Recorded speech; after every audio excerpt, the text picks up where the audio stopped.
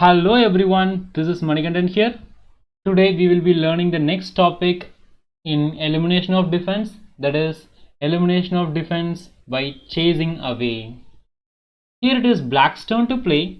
We are trying to capture the rook here, but they have a support from the king, as well as we are attacking with the king. And it looks like we can simply capture the rook, but it is not that simple because they have an idea to make a pawn promotion. So here we want to capture the rook with the king, but they have a support. So what we can do is we can chase the king from here by moving the rook to b4. Now after the king moves, we can capture this rook, and still they cannot do a pawn promotion. Even if they do, we can simply capture it. So in this topic, we will be attacking some piece and they will be having some support. So we have to attack the defender and chase him away. In the last topic, we just captured the defender. In this topic, we will be attacking him and chasing him away from the defense so that we can win some piece. Let us see some more examples so that we can understand it. Here it is white's turn to play. So what could white do here to do elimination of defense by chasing away? Let's see. Here we are trying to capture the rook, but they have a support from the king. So we have to chase this king from here so that we can capture this rook successfully. Now let us look for some ways to attack the king and chase it away. There are some possibilities like knight to d4 check, or even c4 check, or even knight to a3 check. But one of these possibilities works, not all of them. So let us check one by one. Let us start with knight d4. If we do this, the king will not be moving away, rather they can capture our knight, so it would be an equal trade. And let's check the next possibility, c4. Then here they can simply capture the pawn with the rook or even with the pawn, and they can attack our king. So even c4 doesn't work, and also knight d4 doesn't work. Now let's see knight to a3.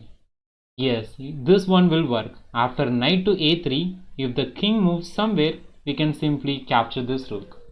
And even if they capture our knight, we have support from the king, so they get 3 points, but we can get 5 points, so we get 2 points extra. Now I hope you understood this.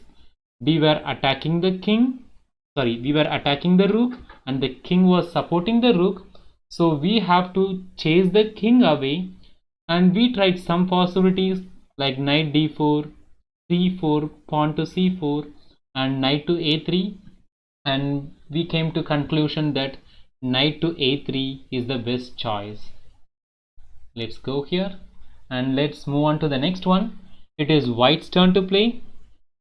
If you have understood this concept, you can pause the video and try to think white to play. Let's see what's happening here. Here we are trying to capture the knight with our bishop, and also our queen is also indirectly attacking this knight. So we have two attackers on the knight, and also they have two defenders, queen and the king. So we have to chase one of the defender back. So could you chase this king a little bit backwards so that we can get this knight? There are two possibilities to chase the king. One is queen to h6. The other one would be bishop to h6. Could you find the correct choice to chase the king back so that we can win the knight?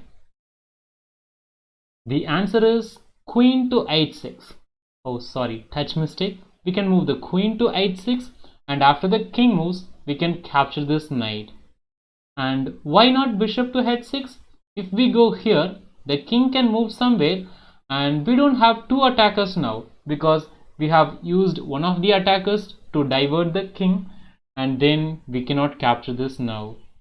So we should move on with queen so that we are chasing the king. At the same time, we still have two attackers on this knight so that we can capture it in the next turn. and maybe we can also plan for a checkmate in the next turn, queen to g7 or even queen to h8. And this checkmate is called as Lolly's mate.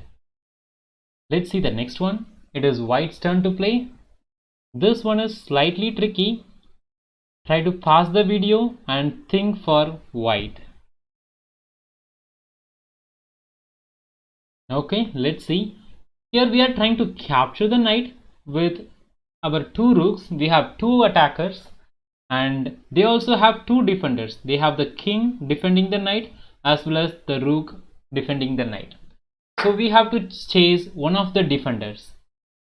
We can chase the king from this defense. So how to attack this king and chase it away so that you can get this knight?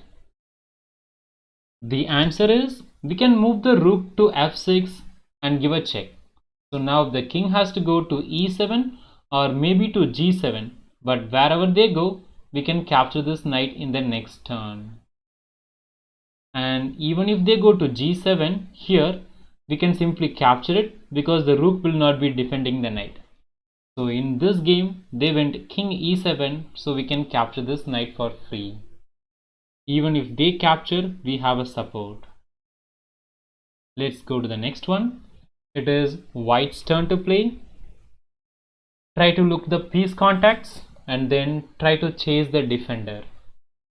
What could white play here? You can pause the video and try to think. Okay, here we are trying to capture the bishop. I hope you found that, and the king is defending it. So could you find some way to chase this king away from here so that we can get the bishop in the next turn? Yes, the answer is bishop to g5. We could attack the king with our bishop, and after the king moves, we can simply capture this bishop. Okay, now I hope you understood all these puzzles.